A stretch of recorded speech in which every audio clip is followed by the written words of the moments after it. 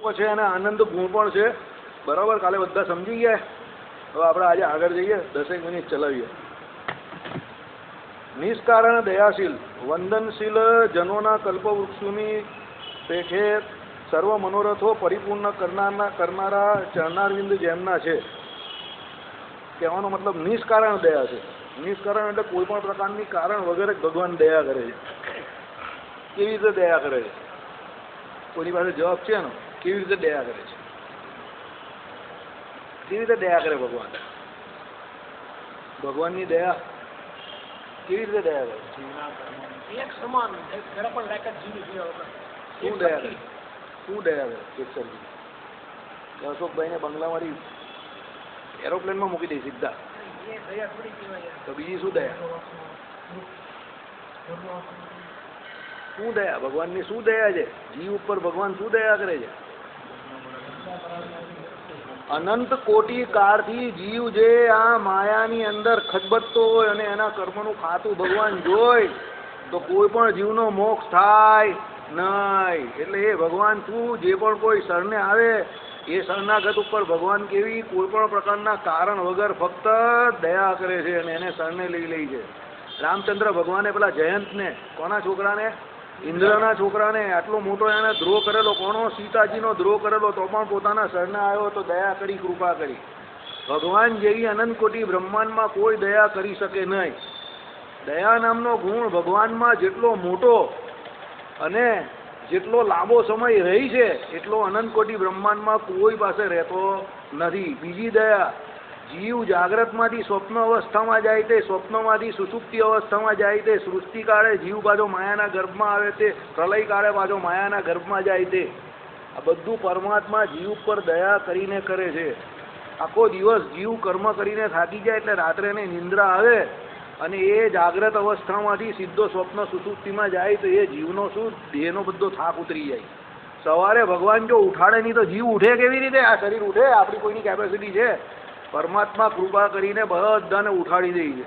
બરાબર, એ જ પ્રમાણે પ્રલયકાળને વિશે બધા જીવો જે માયાના ગર્ભમાં હોય ત્યારે બે દ્વિપરાધ કાળ જેટલી અવસ્થા જાય એટલે ભગવાન પાછા શું કરે? એને નજર કરે માયા સામુ અને બધા જીવો પાછા પોતપોતાના કર્મને અનુસારે માયાના ગર્ભમાંથી બહાર આવે. સૃષ્ટિ કાળે પાછા જે જીવાત્મા જેવા જેવા હોય એ પ્રમાણે એ પરમાત્મા એ બધાને પોતાની શું કર્મ કરવાની જીવની કેપેસિટી ને જોઈને એ પ્રમાણે ફળ આપે. અને સૌથી મોટી બાબત, જીવના આટલા બધા ગુના ભગવાન કોઈ દિવસ જોતા જ નથી. પધારો ને સહજાનંદજી ગુના કરીને માફ. બરાબર, એટલે આવી બધી ઘણી બધી દયા કરે છે. બીજી સૌથી મોટી દયા, ભગવત ભક્ત માટે ભગવાને જેમ પૃથ્વી જળ તેજ વાયુને આકાશ બનાવ્યું એવું અભક્ત માટે પણ બનાવ્યું. અભક્તો પૃથ્વી પર નથી ચાલતા? અભક્તો જળ ગ્રહણ નથી કરતા? અભક્તોમાં તેજ નામનો ગુણ ભગવાને એને નથી મૂક્યો? અભક્તો આકાશનો ફાયદો નથી લેતા? આ ભગવાનની દયા છે કે ભાઈ એનાથી વિમુખ છે તો પણ પરમાત્મા એ લોકો માટે સરખા છે. બરાબર, એટલે પરમાત્મા આ પ્રમાણે નિષ્કારણ જ જીવ ઉપર દયા કરે છે. બીજું નિષ્કારણનો અર્થ, જીવ ગમે એવો હોય, દાખલા તરીકે ભગવાનને શિશુપાલ આટલી બધી ગાળો આપી તો પણ ભગવાને એને શું આપ્યું? પૂતનાએ આટલી બધી ભગવાનને મારવાની કોશિશ કરી, ભગવાને એને શું આપ્યું? મોક્ષ આપ્યો. એટલે આને શું કહેવામાં આવે છે? પરમાત્માની નિષ્કારણ દયા. બરાબર, બીજું શું કહ્યું આગળ? વંદનશીલ જનોના કલ્પવૃક્ષોની પેઠે સર્વ મનોરથો પરિપૂર્ણ કરનારા ચરણારવિંદ જેમના છે. જે ભગવાનને વંદન કરે છે, ભગવાન શું કરે છે? એના સમગ્ર મનોરથોને પૂરા કરે છે. બરાબર, વડતાલમાં બેઠેલા લક્ષ્મીનારાયણ દેવ પૂનમમાં બધા ઊભા સૂતા અડધા ઉપર આમ તેમ બધા જાય છે, ભગવાન એ બધાની ઈચ્છા પૂરી કરે.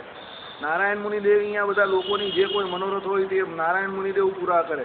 બરાબર, જ્યાં ત્યાં જે તે રૂપે ભગવાન બિરાજમાન છે. સર્વ ભક્તોના સમગ્ર મનોરથો, ધર્મ અર્થ કામ અને મોક્ષ રૂપી સમગ્ર મનોરથોને ભગવાન પૂરા કરે. કન્ડિશન એપ્લાઇડ, પણ જેની જેવી બુદ્ધિ, જેનો જેવો નિશ્ચય, જેની જેવી ભક્તિ. બરાબર, પણ પરમાત્મા જે જીવની જેટલી પાત્રતા હોય એ જોઈને એ જીવને જ્યારે ત્યારે કંઈક ને કંઈક દે છે ખરા. એટલે શું, કલ્પવૃક્ષ જેવા છે ભગવાન, કે કલ્પવૃક્ષની બાજુમાં તમે જે કંઈ ચિંતવો તે તમારું શું થાય? મનોરથ પૂરું થાય. તેમ ભગવાન પણ કેવા છે? તમારા સમગ્ર મનોરથને પરિપૂર્ણ કરનારા છે. એ ભગવાનના ચરણારવિંદ. વંદન કરો ભગવાનને ખાલી. વંદન કરવું એટલે શરણાગત થવું. ભગવાનને કોઈ એમને એમ થોડો વંદન કરે, રસ્તે ચાલતો કંઈ ભગવાનને વંદન કરવા થોડો જાય. એ તો ભગવાનની શરણાગતિ જેને સ્વીકારેલી હોય એ જ ભગવાનને વંદન કરે ને. એ ભગવાન, એ સમગ્ર જીવો જે ભગવાનને વંદન કરે છે એના સમસ્ત જે કોઈ એમ કહે કે અનિષ્ટ છે એનું નિવારણ કરે છે અને એને સ્વીકારી લે છે. અર્થાત આશ્રિતોને અખિલ અભિષ્ટ અર્થ આપનારા. અખિલ અભિષ્ટ અર્થ, અખિલ એટલે કેવો, કોઈ પણ પ્રકારે એનું એ થાય નહીં એવો અભિષ્ટ, કાયમ માટેનો, મોક્ષ માટેનો જે ભગવાને સંકલ્પ કર્યો છે તે પોતાના આશ્રિતોને ભગવાન શું આપે છે? છેલ્લે મોક્ષ નામનું મહાફળ પણ આપે છે. ભક્તવૃંદોને આપત્તિ ટાળવા વડે નિરંતર આનંદિત કરનારા. ભક્તવૃંદોની શું કરે છે? આપત્તિ ભગવાન શું કરે છે? ટાળે છે. બરાબર. એટલે ભક્તને ઘણી વખત એવું લાગે કે આ તો મારી પર આપત્તિ આવી પડી છે. હકીકત એમાં શું હોય? ભગવાને એ આપત્તિથી એનો રસ્તો કાઢ્યો હોય. એટલે ભગવાન શું કરે?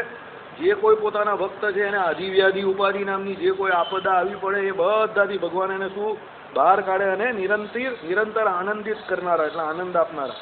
ભક્તોની આપત્તિને હરનારા અથવા સર્વ પ્રકારે સ્વયં ભક્તોને ભોગ્યભૂત હોવાથી સદા આનંદિત કર્યા કરે છે ભક્તવૃંદ જેમાં એવા. એટલે બે રીતે એના અર્થ કર્યા. આપત્તિ ટાળે એટલે એના સર્વ દુઃખ દૂર કરે, એની આપત્તિઓ ટાળે. અને બીજું શું કહ્યું? સર્વ પ્રકારે સ્વયં ભક્તોને ભોગ્યભૂત હોવાથી. ભગવાન ભક્તો માટે સૌથી મોટા ભોગ્ય છે. બુભુક્ષુ છે એના માટે માયા ભોગ્ય છે, અને મુમુક્ષુ માટે કોણ ભોગ્ય છે? ભગવાન ભોગ્ય છે. એટલે ભગવાન શું છે? એ એમ કહી કે પોતે ભોગ્ય બનીને પેલા ભક્તોને શું કરે છે? આનંદ આપે છે કે ભાઈ તું મારો ભોગ કર. કેવી રીતે? 9 પ્રકારની ભક્તિ કરીને. બરાબર. શ્રવણ મનન એમ કરીને જે 9 પ્રકારની ભક્તિ પેલો ભગવાનનો ભક્ત કરે એનાથી એ કેવો રહે? આનંદ વિશેષમાં રહે. તમ વસુદેવ સુનુ અને નંદ ગોપના નંદન તે આપને હું વંદન કરું છું. બરાબર. એટલે વસુદેવ એટલે કોણ? ભગવાનના પિતાજી. અને નંદ ગોપના નંદન. બરાબર. નંદ ગોપ કોણ? આપણા નંદજી. એને એ ગોપ હતા ને જાતીય કરીને, એના નંદન એટલે એમના પુત્ર. એને ભગવાનને એ કોણ? વાસુદેવ શ્રી કૃષ્ણને અને નંદજીને ત્યાં જે હતા તે શ્રી કૃષ્ણને કોણે? ધર્મદેવ અને આ ભક્તિ માતાએ અત્યારે શું કર્યું? વંદન કર્યા. પહેલા ભક્તિ માતાએ સ્તુતિ કરેલી ના, અરે પહેલા ધર્મદેવે ના ભક્તિ માતાએ કરી. અથવા તમ એટલે શ્રુતિ પ્રસિદ્ધ ચ શબ્દનો તું એવો અર્થ કરવો. વસુદેવને ઘેર અવતર્યા છે એ વાત સત્ય છે, પરંતુ પુત્ર સ્નેહ રસાનંદ તો નંદ ગોપને જ આપ્યો છે, માટે નંદ ગોપના નંદન જો. શું કહ્યું? નંદ ગોપના નંદન ભગવાનને કહ્યા. કેમ? કે ભાઈ પુત્ર સ્નેહ કોને મળ્યો? પ્રાપ્ત કોને થયો? નંદ ગોપને થયો. વસુદેવને ત્યાં એમનો ફક્ત અવતાર માત્ર થયો, પણ ભગવાન લીલા કોને ત્યાં કરી? બધી નંદ ગોપને ત્યાં કરી. એટલે નંદન પદ સાર્થક છે. મુકુંદ એટલે ભક્તોને મુક્તિ આપનારા. જે કોઈ ભગવત ભક્ત છે એને ભગવાન શું આપે છે? મુક્તિ આપે છે. સ્વયં અનવધિક અતિશય આનંદમય હોવાથી આનંદના નિધિરૂપ. ભગવાન પોતે કેવા છે? અનવધિક અતિશય. એટલે ભગવાનમાં રહેલો આનંદ કેવો છે? અનવધિ, જેનો કોઈ અવધિ નથી. અનવધિક અતિશય ને એમાં પાછો અતિશય છે, એટલે અવધિ વગરનો અતિશય આનંદ. ઓહો, એવી વાત કરેલી છે. અવધિ વગરનો પાછો, અવધિ વગરનો પરમાનન્ટ. અને અતિકાશય એટલે અતિ જે સહી કહેવાય એનાથી પણ ઉપર. પેલો કહીને અતિશય ખરાબ માણસ છે, તો અતિશય કરતા પણ ઉપર એમ. એટલે એની તીવ્રતા પણ વધારે છે અને એનો સમયગાળો પણ બહુ મોટો છે, એવું કહેવા માંગે છે. મોટો એટલે એનો સમયનો કોઈ એન્ડ જ નથી. અનવધિ એટલે અવધિ વગરનો. એવો આનંદ ભગવાન આપે છે.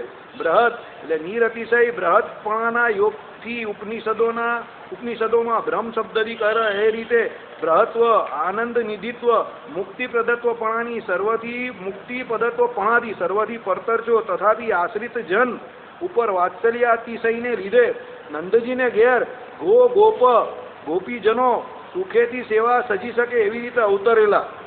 બરાબર. 1 મિનિટ આટલું સમજી લઈએ. બૃહદ એટલે શું? નિરતિશય બૃહદપણાના યોગથી. ભગવાનમાં રહેલું દરેક વસ્તુ કેવી છે? બૃહદ એટલે બહુ મોટી છે. બરાબર. બૃહદ વ્રત ધરાય એટલે બૃહદનો અર્થ શું થાય? મોટું. બીજું શું કહ્યું? એટલે ઉપનિષદમાં ભગવાનને બ્રહ્મ કયા. બ્રહ્મ એટલે સર્વથી મોટું. એ રીતે બૃહત્વ, આનંદ નિધિત્વ અને મુક્તિ પ્રદત્વપણાથી સર્વથી પરતર છો. એટલે ભગવાન જેવી મુક્તિ પણ કોઈ ના આપી શકે. ભગવાન આનંદના નિધિ છે. ભગવાન જેટલો આનંદ પણ કોઈનામાં નથી. બધાથી પરતર, દરેક ક્ષેત્રમાં ભગવાન ટોપમોસ્ટ છે. બરાબર. ઉપર સૌથી.